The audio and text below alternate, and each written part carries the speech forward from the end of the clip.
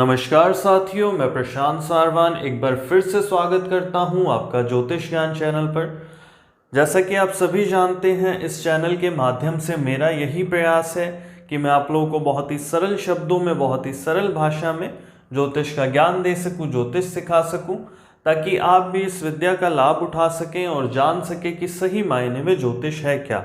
आज हम अपना लेसन नंबर 47 स्टार्ट करेंगे और आज हम जानेंगे कि मीन लगन में रत्नों का चयन किस प्रकार से किया जाता है। मेष लगन से लेकर कुंभ लगन तक की हम बात कर चुके हैं। अब इसी क्रम में आगे आएंगे और मीन लगन की बात करेंगे। आज की क्लास में स्टार्ट करूं उससे पहले आप लोगों से रिक्वेस्ट करूंगा, आप हमारे चैनल को सब्सक्राइब कर लें, बेल आइकन पर क्लिक कर लें, ताकि भविष्य में हमारी जितनी भी वीडियोस आने वाली हैं उनकी नोटिफिकेशन आपको मिलती रहे, आसानी से आप हमारी वीडियोस को देख सकें, वह ज्योतिष का ज्ञान ले सके, सीख सके ज्योतिष को। तो बात करते हैं मीन लगन की। तो यहाँ पर मैंने एक काल्पनिक कुंडली का निर्माण किया है। प्रथम भाव में 12 नंबर लिखा है। 12 नंबर माने मीन राशि, इसलिए ये लगन कुंडली मीन लगन की कुंडली बनती है। यहाँ पर मैंने शुभ ग्रह लिखा है। शुभ ग्रह की श्रेणी में हमने गुरु को लिया है, मंगल को लिया है और चंद्रमा को लिया है। गुरु का जो रत्न होता है वो पुखराज है, मंगल का रत्न मूंगा है, चंद्रमा का रत्न मोती है। अब मैंने इन्हें शुभ की श्रेणी में क्यों लिया है, वैसे तो मैं पूर्व में पढ़ा चुका हूं जब मैंने 12 लग्नों के विषय में बताया था कि कौन से ग्रह शुभ होते हैं, कौन से ग्रह अशुभ होते हैं प्रत्येक लगन में। वहां पर हम इस बारे में चर्चा कर चुके हैं, फिर भी यहाँ पर थोड़ा सा आपको रिवाइज कराने के लिए मैं बता देता हूँ। आप सभी जानते हैं कुंडली का प्रथम भाव, पंचम भाव और नवम भाव, इन्हें त्रिकोण भाव कहते हैं और ये अत्यंत शुभ भाव होते हैं। इन भावों में जो आने वाली राशियां हैं, उनके जो स्वामी ग्रह हैं, उन्हें हम हमेशा शुभ की श्रेणी में लेते हैं। तो प्रथम भाव में मीन राशि आई है और मीन राशि के स्वामी गुरु हैं, तो गुरु को हमने शुभ की श्रेणी में लिखा है। पंचम भाव में कर्क राशि है, राशि स्वामी जो बनते हैं वो चंद्रमा है, तो चंद्रमा को भी हमने शुभ की श्रेणी में लिखा है। आगे चलेंगे। नवम भाव में वृश्चिक राशि आई है, स्वामी है मंगल देवता, तो मंगल देव को भी हमने शुभ की श्रेणी में लिखा है। जो इनके रत्न होते हैं, गुरु का रत्न पुखराज है, मंगल का रत्न मूंगा है और चंद्रमा का रत्न मोती है।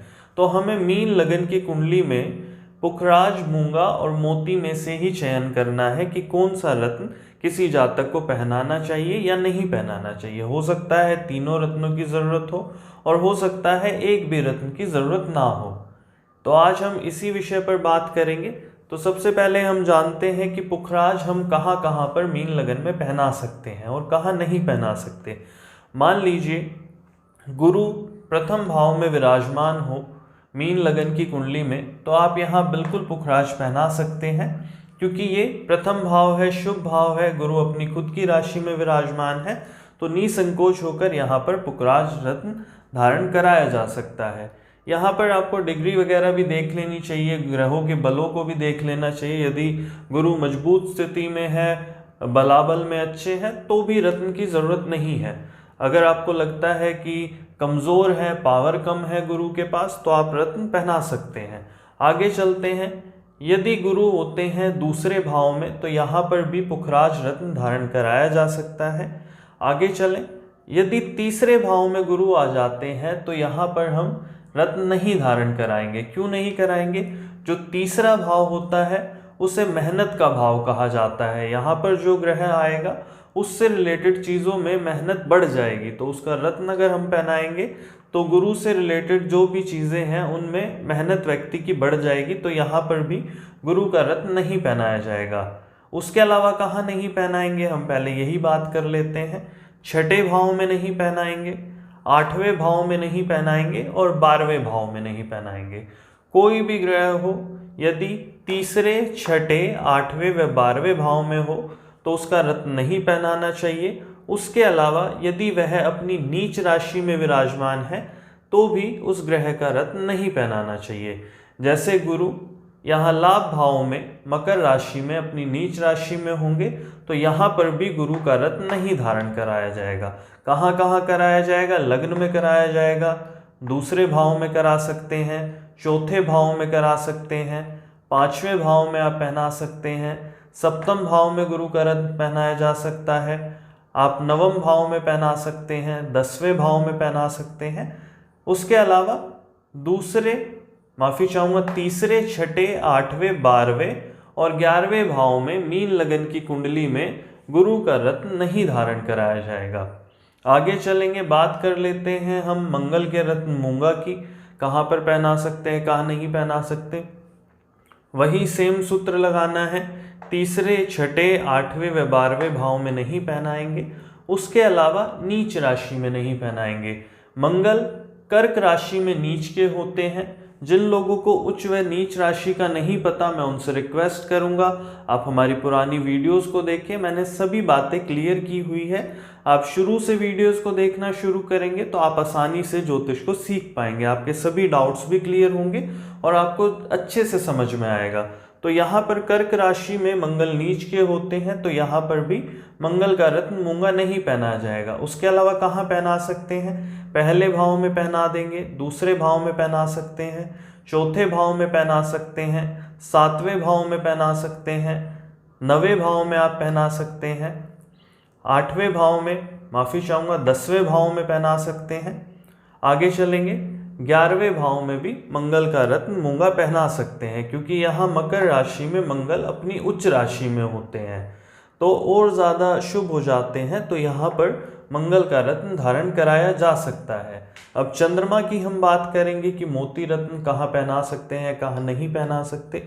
बिल्कुल वही सूत्र है, आप लोग समझ भी चुके होंगे। और जिन लोगों ने पहली वीडियो से लेकर ये 12वीं वीडियो तक देखा है, जो हमारी सीरीज थी रत्नों का चयन, इसे तो वो लोग तो जान ही चुके हैं कि किस प्रकार से रत्नों का चयन किया जाता है। तो यहाँ पर दोबारा कहूँगा, तीसरे भाव में, छठे भाव में, 8वें भाव में और 12वें भाव में चंद्रमा का रत्न मोती नहीं पहनाएंगे। कुछ लोग यहाँ पर उच्च राशि में कहकर पहना देंगे, पर नहीं पहनाना चाहिए क्योंकि ये मेहनत का घर है। और कुछ व्यक्ति ऐसे भी हैं कि छठे, 8वें, 12वें में जो ग्रह गया होता है उसे कमज़ोर कहकर उसका रत्न पहना दिया जाता है, जो कि बिल्कुल गलत बात है। देखिए, कमज़ोर होना अलग बात है और अशुभ होना अलग बात है। कोई शुभ ग्रह भी कमज़ोर हो सकता है और अशुभ ग्रह भी कमज़ोर हो सकता है।